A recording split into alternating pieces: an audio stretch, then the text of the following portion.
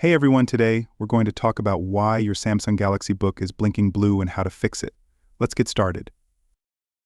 The problem could be with the battery or the electrical outlet. To solve this, start by pressing and holding the power and volume buttons down simultaneously for 10 seconds. Check if the laptop is no longer blinking blue. If the issue persists, do the following. Reinsert the battery if the battery is not installed internally. Unplug the charger, remove the battery, wait for around 30 seconds, put the battery back in place, and reconnect the charger.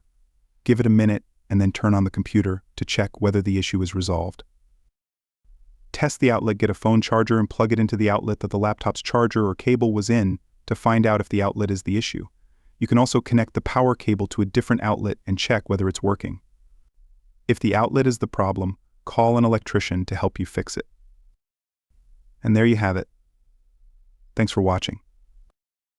Until next time.